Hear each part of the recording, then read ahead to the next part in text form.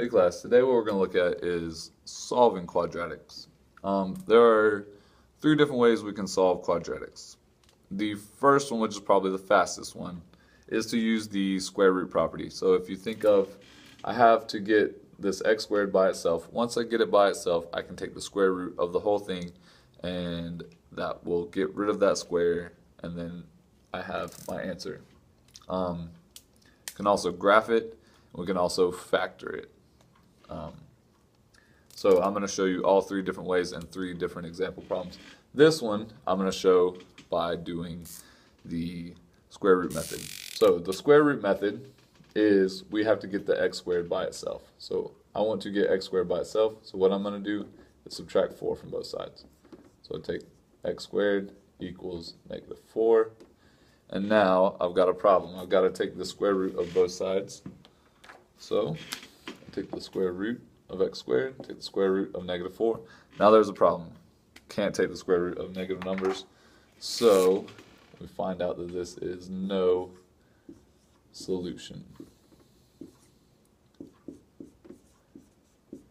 Now if my equation was this, let's say my equation started out as this. So then I would add the 4 to both sides.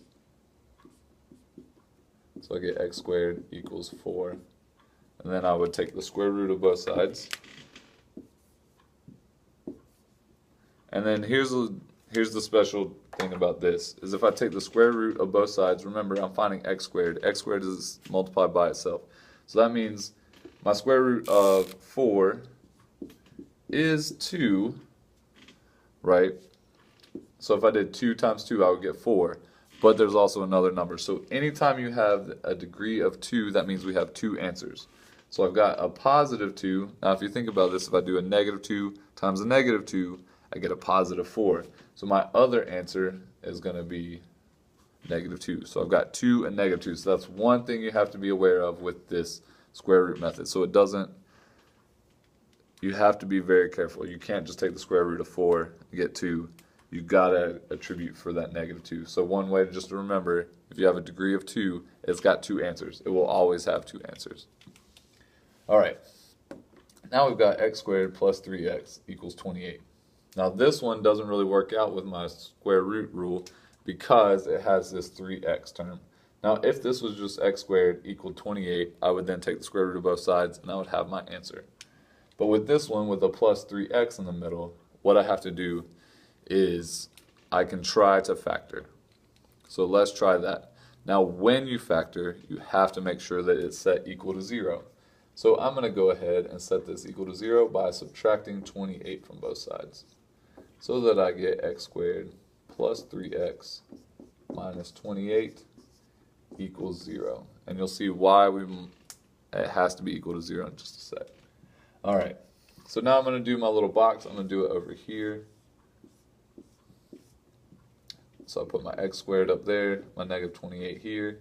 So I find my factors of 28 that add to be 3. So it's going to be a 7 and a 4. So -7, positive, nope, -4, positive 7. Because it has to be a positive 3. So that's going to be 7x, -4x. So get x, -4x, positive 7. So my factors are x minus 4, x plus 7 equals 0. So remember, if I were to multiply this out, I would get exactly the same thing. Because remember, each line in your equation has to be the same as the one above it. So now that I have this, I can take my x minus 4. If I set this whole thing equal to 0, that's 0 times x plus 7. 0 times x plus 7 is 0, which is what we want. Or I can do x plus 7 equals 0, and 0 times x minus 4 is equal to 0, which is also good. So what I'm going to do is I'm going to take x minus 4, set equal to 0, or x plus 7 could equal 0. And then I just have two really easy equations.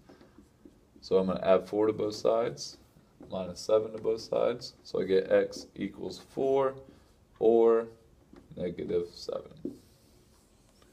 So that is how you would solve a quadratic by graphing, or by factoring. All right.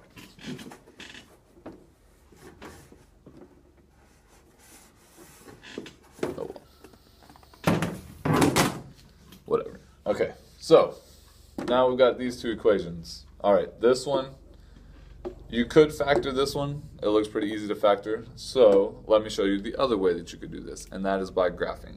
So one way that I can do this is I can rewrite this as y equals x squared minus 7x plus 10. I could also write that as y equals 0. Since these two are the same, I can then set each of them equal to each other, which is exactly what this says. So 0 is equal to y. Since y is also equal to x squared minus 7x, I can then set them equal to each other, which is what we had up at the top. So this is going to be really helpful whenever we graph them. Alright, so you go to your y equals, press y equals, plug in your equation. So I'm going to clear what I have in there. So I got x squared minus 7x plus 10. Okay, so that's what I got for y1. Then for y2, you're going to say y equals 0. So I've got my two equations. What I want to find is where they intersect. So I'm going to go ahead and graph them. Notice I got my, there's no second equation. So if you notice I got no second equation, that's because that's the x-axis is that line that we just graphed. Y equals 0 is the x-axis. So what I'm going to do is I'm going to find the intersection between the x-axis and that graph that I just made. So you're going to press second, calc. Okay, we're going to go down to intersection. And the cool thing about intersection is it says first curve, so you find where your cursor is. Go put it close to wherever the x-intercept is. And then what we're going to do is just hit enter for the first curve. So you're guessing where it is on the first curve. You're guessing where it is on the second curve. And then you're guessing where it is overall. So you just have to hit enter 3 times, and boom, it gives you your answer. So one of my answers here is going to be x equals 2. The only problem is it crosses the x-axis twice. So you got to make sure you go and find the other one. So I'm going to do the exact same steps. Go to intersect. And now what I'm going to do is go over to where my other intersection is. Hit enter 3 times. And you see that I get my other answer, which is 5. So x equals 2 and x equals 5. All right. So now you have 3 ways to solve the equation, so you can pick whichever one you like the best. My personal favorite is factoring, but graphing is just as easy. The square root one only works if you don't have this middle term, this x, which is pretty rare. So with this one, I'm going to solve by factoring. So I'm going to subtract 21. Remember, if it's solving by factoring, you have to set it equal to 0. Or whenever you're graphing, it has to be equal to 0. It always has to be equal to 0. So minus 2x minus 21 equals 0. All right, so I'm going to factor this. So I got my 3x squared. I got my minus 21. So I need to find my factors of 63 that add to be a negative 2. So I believe that's going to be a negative 9 and a positive 7. So negative 9x and a positive 7x. Okay, so then GCF here is 3x, 7, this is x, and then this is negative 3. Yeah. So then I get 3x plus 7, and then my other one is x minus 3. That is equal to 0. Remember, if I set that equal to 0, or x minus 3 equals 0, subtract 7 from both sides, I get 3x equals negative 7, divide by 3, so x equals negative 7 thirds, or add 3 to the side, add 3, or x equals 3. And that is how you would solve that one by graphing. By factoring. You could also graph it, find where it crosses the x-axis. Any of those ways work. And that is how you solve quadratic equations.